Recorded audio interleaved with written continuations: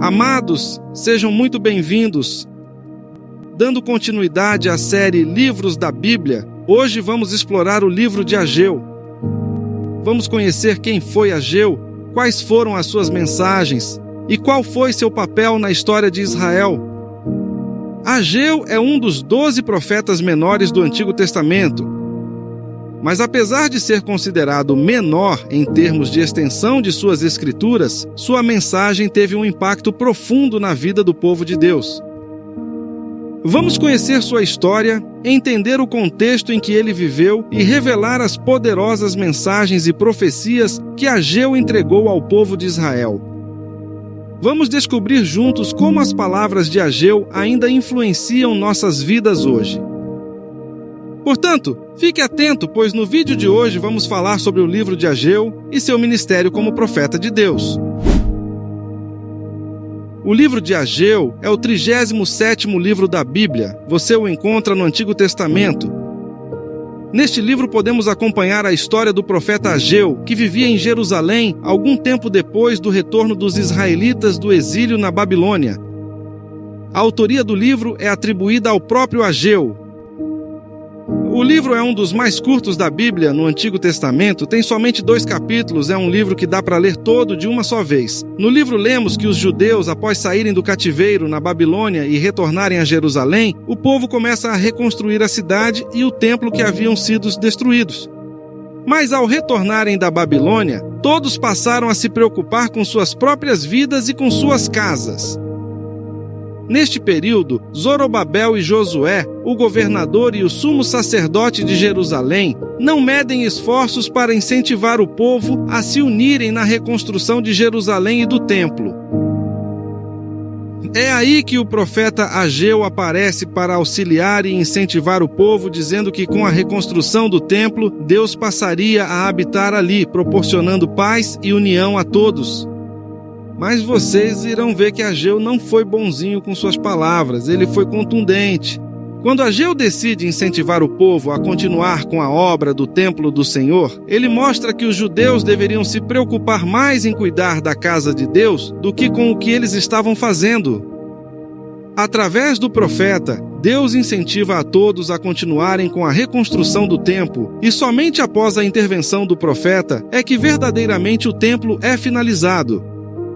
Dito isto, neste livro, podemos acompanhar os esforços do profeta Ageu em levar a palavra do Senhor para a população, para que juntos reconstruíssem o templo. Além disso, mostra a todos a importância de colocar Deus sempre à frente de suas ações, pois só assim receberiam as bênçãos do Senhor. Quem foi Ageu? Ageu é o 10º na ordem dos profetas menores do Antigo Testamento, e o primeiro a profetizar no período conhecido como pós-exílio.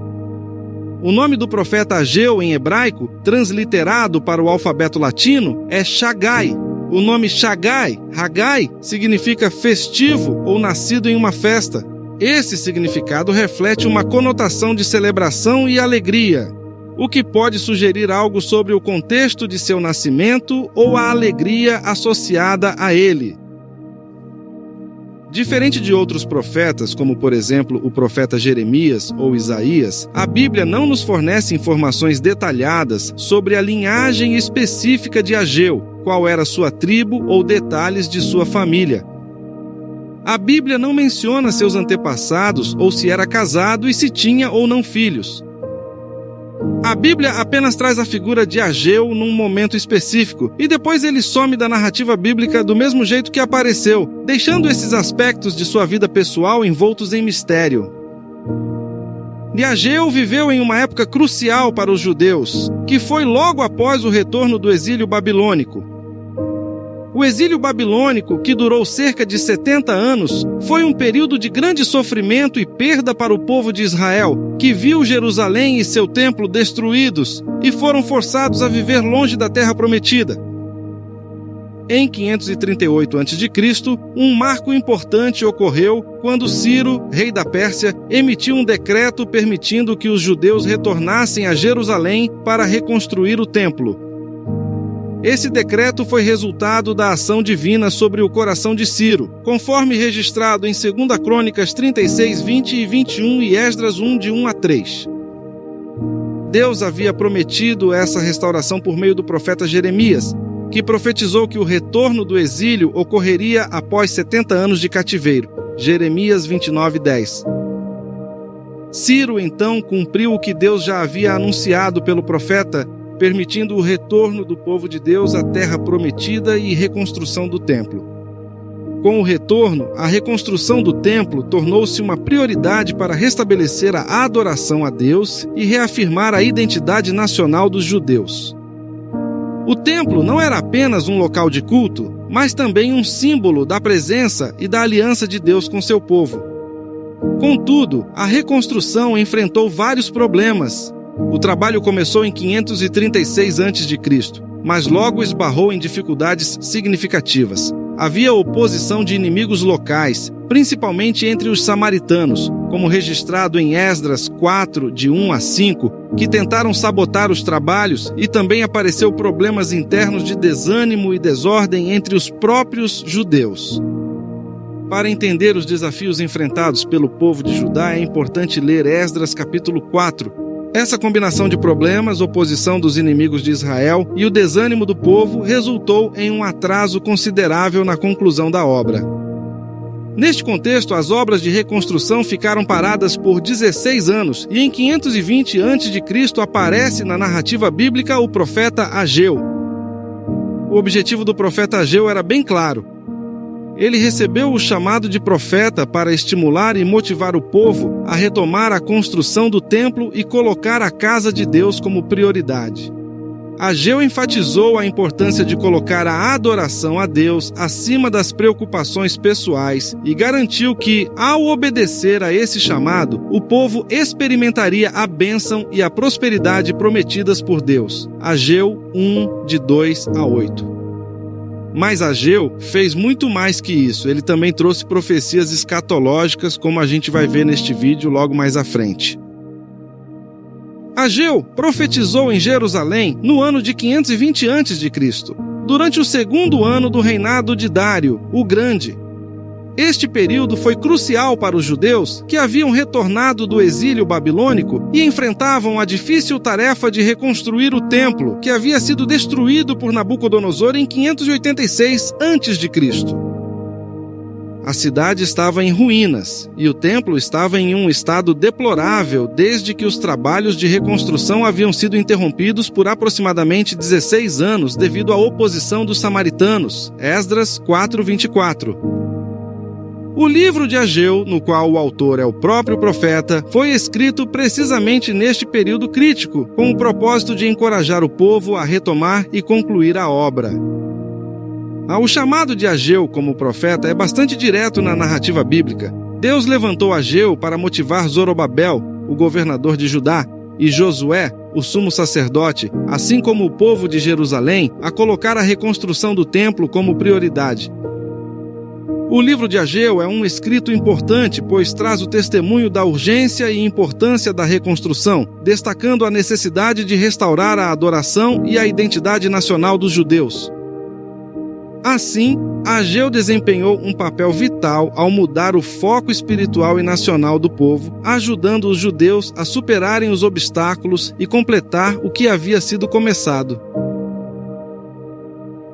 Agora que já estabelecemos o contexto histórico e o papel importante de Ageu na reconstrução do templo, é hora de trazer as mensagens e as profecias específicas que Ageu levou ao povo de Judá, que é o conteúdo principal deste livro. O ministério de Ageu, apesar de curto, foi marcado por 4 mensagens importantes, cada uma delas abordando diferentes aspectos da situação enfrentada pelos judeus e oferecendo orientações claras de Deus sobre como agir e seguir em frente. Nas 4 passagens, a Bíblia diz assim: veio a palavra do Senhor por intermédio do profeta Ageu. Essas mensagens de Deus por intermédio do profeta Ageu não apenas destacaram a importância de terminar a reconstrução do templo, mas também ofereceram uma reflexão profunda sobre a espiritualidade e a relação do povo com Deus. Agora vamos analisar cada uma dessas 4 mensagens e profecias e ver como elas se aplicavam ao contexto da época e o que podemos aproveitar para aplicar para nós mesmos nos dias de hoje. Primeira mensagem, a reconstrução do templo, Ageu 1, do versículo 1 a 15. Na primeira mensagem de Ageu, encontramos uma exortação direta para que o povo de Judá retomasse a reconstrução do templo em Jerusalém, que estava em ruínas desde sua destruição por Nabucodonosor em 586 a.C. O profeta Ageu observou que enquanto a casa de Deus permanecia deserta e inacabada, o povo estava ocupado em construir e embelezar suas próprias casas. Essa situação não apenas refletia uma prioridade equivocada, mas também indicava uma negligência espiritual. Ageu apontou que o foco dos judeus em construir e embelezar suas próprias moradias estava resultando em frustração e insatisfação, pois o povo enfrentava dificuldades e escassez, porque se dedicavam a seus próprios desejos e projetos. Ageu 1, de 4 a 10. Vamos ver o que diz o texto de Ageu 1, versículos 4 a 10. 4. Por que vocês vivem em casas luxuosas enquanto minha casa continua em ruínas? Assim diz o Senhor dos Exércitos. Vejam o que tem acontecido com vocês. Plantam muito, mas colhem pouco. Comem, mas não se saciam. Bebem, mas ainda têm sede. Vestem-se, mas não se aquecem. Seus salários desaparecem como se vocês os colocassem em bolsos furados. 7. Assim diz o Senhor dos Exércitos. Vejam o que tem acontecido com vocês. Agora subam as colinas, tragam madeira e reconstruam minha casa. Então me alegrarei nela e serei honrado, diz o Senhor. Vocês esperavam colheitas fartas, mas elas foram escassas. E quando trouxeram esse pouco para casa, eu o fiz desaparecer com um sopro. Por quê? Porque minha casa continua em ruínas, diz o Senhor dos Exércitos, enquanto vocês estão ocupados construindo suas casas. 10. É por causa de vocês que os céus retêm o orvalho e a terra não produz colheitas. Nesse trecho de Ageu 1, o profeta traz uma mensagem contundente ao povo de Judá, confrontando-os sobre suas prioridades e ações. Ele começa questionando o povo: por que vocês vivem em casas luxuosas enquanto minha casa continua em ruínas? Ageu 1, 4. Essa pergunta retórica visava despertar o senso de responsabilidade e urgência no povo. A seguir, Ageu apresenta a realidade para eles. Vejam o que tem acontecido com vocês: plantam muito, mas colhem pouco. Comem, mas não se saciam. Bebem, mas ainda têm sede. Vestem-se, mas não se aquecem. Seus salários desaparecem como se vocês os colocassem em bolsos furados. Ageu 1, versículos 5 e 6. Essas condições de escassez e insatisfação são apresentadas como resultados diretos da negligência do povo em relação à reconstrução do templo. Ageu, então, exorta o povo a refletir sobre suas atitudes e a agir. Vejam o que tem acontecido com vocês. Agora subam as colinas, tragam madeira e reconstruam minha casa. Então me alegrarei nela e serei honrado, diz o Senhor. Ageu 1, 7 e 8. O chamado para subir as colinas e trazer madeira para a reconstrução do templo simboliza o esforço e o compromisso necessário para priorizar a obra de Deus. Ageu explica que as dificuldades enfrentadas pelo povo, como colheitas escassas e salários que desaparecem, não são causadas pela incapacidade deles, mas sim pela desobediência e pela falta de prioridade dada ao templo. Vocês esperavam colheitas fartas, mas elas foram escassas. E quando trouxeram esse pouco para casa, eu o fiz desaparecer com um sopro. Por quê? Porque minha casa continua em ruínas, diz o Senhor dos Exércitos, enquanto vocês estão ocupados construindo suas casas. Ageu 1, 9.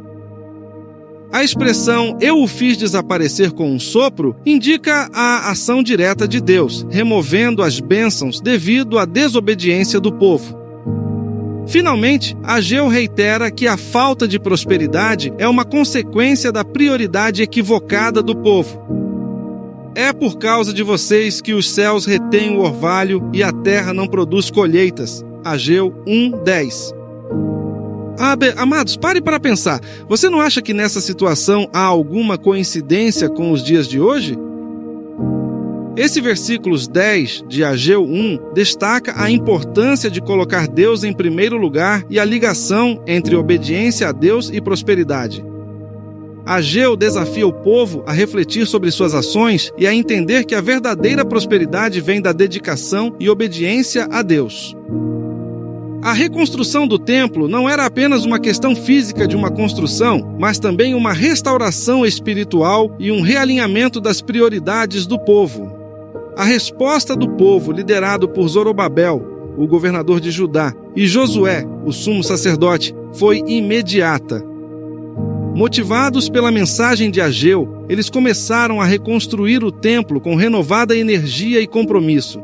A obediência ao chamado de Ageu resultou no início efetivo da reconstrução, sinalizando um passo importante para restaurar não apenas o templo, mas também a adoração e a identidade espiritual de Israel. O texto de Ageu 1:12-14 diz assim: 12. Então Zorobabel, filho de Sealtiel, e o sumo sacerdote Josué, filho de Jeozadaque, e todo o remanescente do povo obedeceram à mensagem do Senhor seu Deus. Quando o povo ouviu as palavras do profeta Ageu, que o Senhor seu Deus tinha enviado, temeu o Senhor. 13. Então Ageu, o mensageiro do Senhor, transmitiu ao povo esta mensagem do Senhor: Estou com vocês, diz o Senhor. 14. E o Senhor deu ânimo ao governador de Judá, Zorobabel, filho de Sealtiel, ao sumo sacerdote Josué, filho de Jeozadaque, e a todo o remanescente do povo. Começaram a trabalhar na casa de seu Deus, o Senhor dos Exércitos. Segunda mensagem, promessa de glória maior, Ageu 2:1-9. Na segunda mensagem de Ageu, encontramos um poderoso incentivo dirigido aos trabalhadores que estavam desanimados com a reconstrução do templo. Ageu começa sua profecia dirigindo-se a Zorobabel, a Josué e a todo o povo. Ele reconhece que muitos entre eles lembravam-se do esplendor do primeiro templo e, em comparação com o atual, consideraram que o esforço parecia ser insignificante. Em Ageu 2:3 lemos: Quem de vocês viu este templo em seu primeiro esplendor? Comparado a ele, não é este como nada aos seus olhos? Para combater esse desânimo, Ageu transmite uma mensagem de esperança e encorajamento diretamente de Deus. Ele diz: Ora, pois, esforça-te, Zorobabel, diz o Senhor, e esforça-te, Josué, filho de Josadaque, sumo sacerdote, e esforça-te todo o povo da terra, diz o Senhor, e trabalhai, porque eu sou convosco, diz o Senhor dos Exércitos. 5. Segundo a palavra da aliança que fiz convosco, quando saístes do Egito, o meu espírito permanece no meio de vós. Não temais. 6. Porque assim diz o Senhor dos Exércitos: ainda uma vez, daqui a pouco, farei tremer os céus e a terra, o mar e a terra seca. 7. E farei tremer todas as nações, e virão coisas preciosas de todas as nações, e encherei esta casa de glória, diz o Senhor dos Exércitos. Minha é a prata e meu é o ouro, disse o Senhor dos Exércitos. Ageu 2:4-8. O Senhor reafirma sua presença com eles e relembra a aliança feita quando saíram do Egito, assegurando-lhes que seu espírito permanece entre eles e, portanto, não devem temer. Ageu 2:5.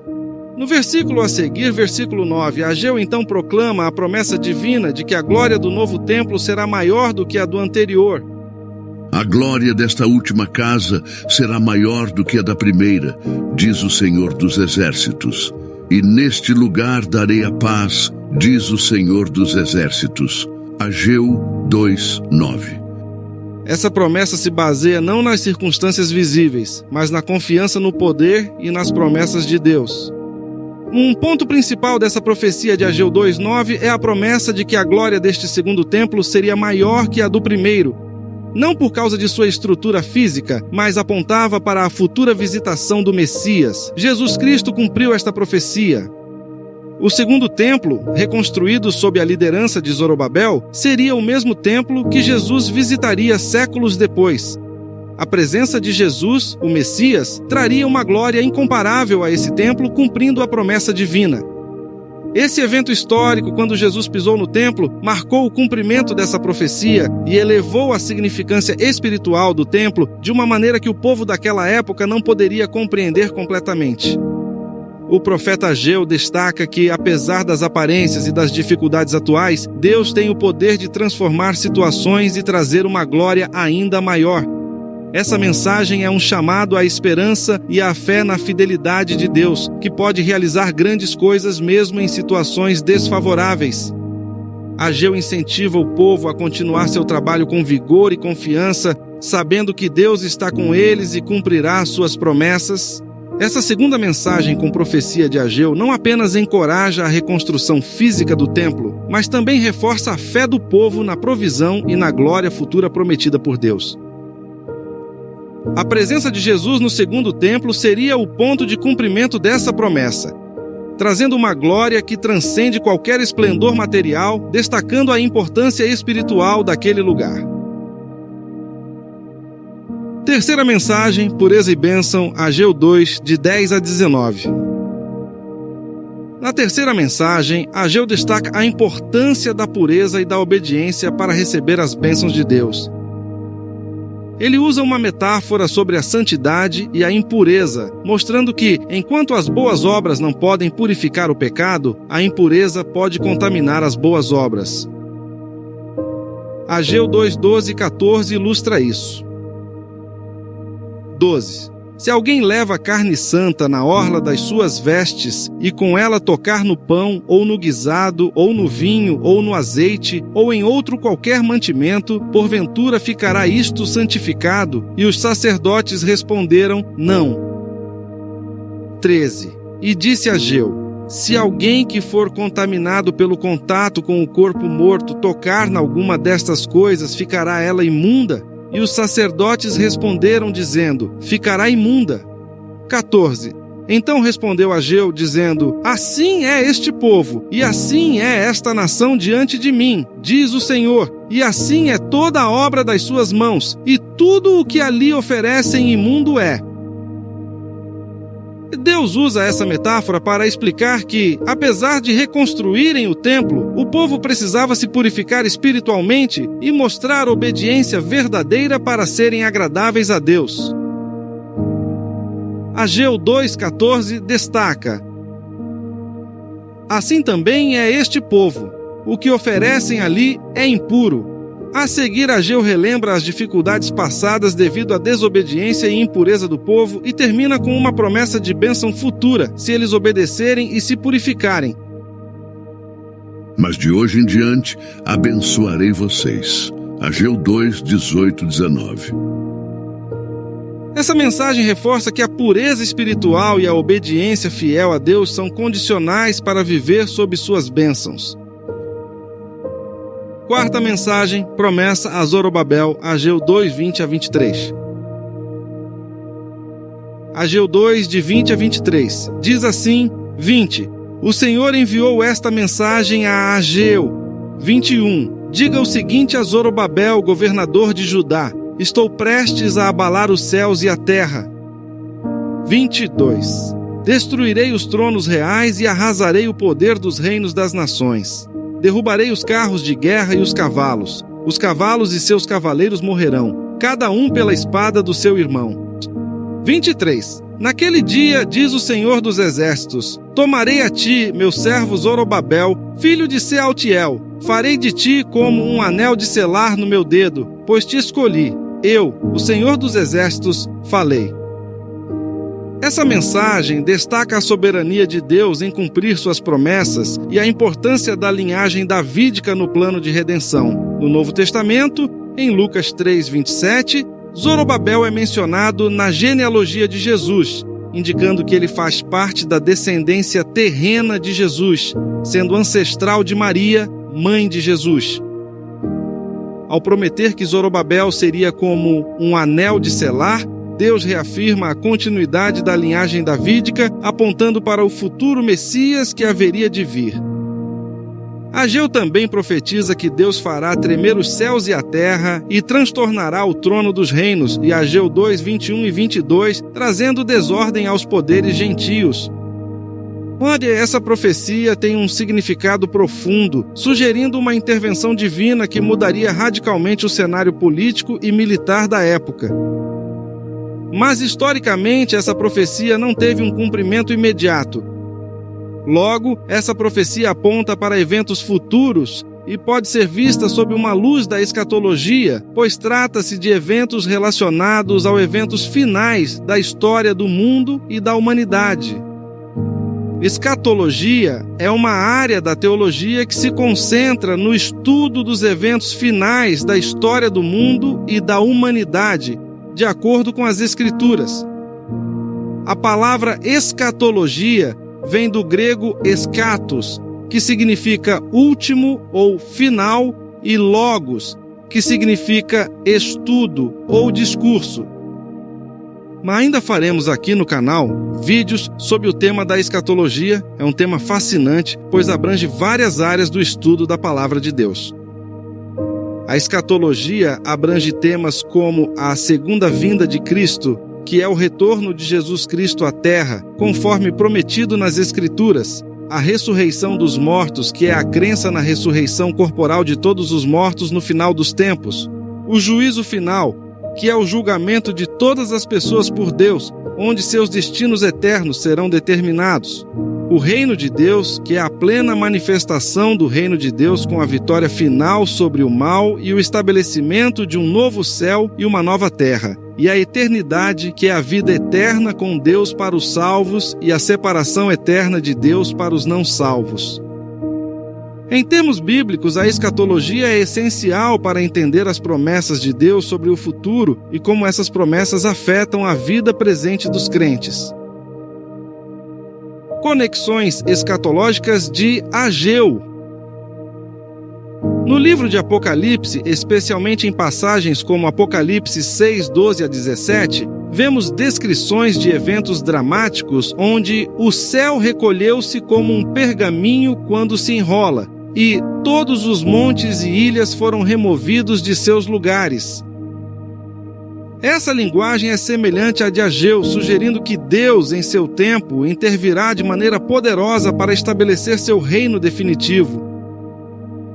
No discurso escatológico de Jesus, registrado em Mateus 24, Marcos 13 e Lucas 21, ele fala sobre os sinais do fim dos tempos, incluindo terremotos, guerras e outros eventos que abalarão as nações. Jesus disse: Então aparecerá no céu o sinal do Filho do Homem, e todas as tribos da terra se lamentarão, e verão o Filho do Homem vindo sobre as nuvens do céu com poder e grande glória. Mateus 24:30. Essa segunda vinda poderosa de Jesus pode ser conectada com a mensagem de Ageu sobre Deus abalando os céus e a terra. Desaparecimento de Ageu na narrativa bíblica. Após cumprir sua missão, Ageu desaparece da narrativa bíblica, indicando que ele completou seu propósito. Não há mais registros de sua vida ou atividades após suas profecias feitas em 520 a.C. Esse desaparecimento sugere que Ageu cumpriu fielmente o papel que Deus lhe designou, motivando o povo a reconstruir o templo e renovar sua devoção a Deus. Com essas mensagens em mente, podemos refletir sobre como o ministério de Ageu não só impactou a sua época, mas continua a oferecer lições importantes para nós hoje. O chamado de Ageu para colocar Deus em primeiro lugar e a promessa de que a glória de Deus se manifestará ainda mais plenamente são relevantes para a nossa vida espiritual e prática cristã. Amados, estamos chegando no final e agora vamos recapitular os principais pontos e considerar o impacto duradouro do ministério de Ageu. A história do profeta Ageu nos oferece lições valiosas sobre a obediência a Deus e a prioridade da adoração. Ageu, com suas mensagens e profecias poderosas, exortou o povo de Judá a colocar Deus em primeiro lugar. Suas palavras sobre a prioridade da casa de Deus, a promessa de uma glória ainda maior para o novo templo e a importância da pureza e obediência permanecem relevantes até hoje. Podemos refletir sobre o impacto do ministério de Ageu. Percebemos que suas mensagens são um chamado atemporal para reavaliarmos nossas prioridades e buscarmos a Deus com sinceridade e devoção. Assim como o povo de Judá foi chamado a reconstruir o templo, também somos convidados a reconstruir nossas vidas sobre a base sólida da obediência e adoração a Deus, confiantes de que Ele cumpre suas promessas e nos guia em cada passo. Assim, diante do ensinamento do profeta Ageu, podemos lembrar das palavras de Jesus que diz: Buscai primeiro o reino de Deus e todas as coisas vos serão acrescentadas. Mateus 6:33. Tanto você quanto eu podemos aplicar essa verdade em nosso dia a dia, reconstruindo nossas vidas e colocando o reino de Deus em primeiro lugar, confiantes de que Ele suprirá todas as nossas necessidades.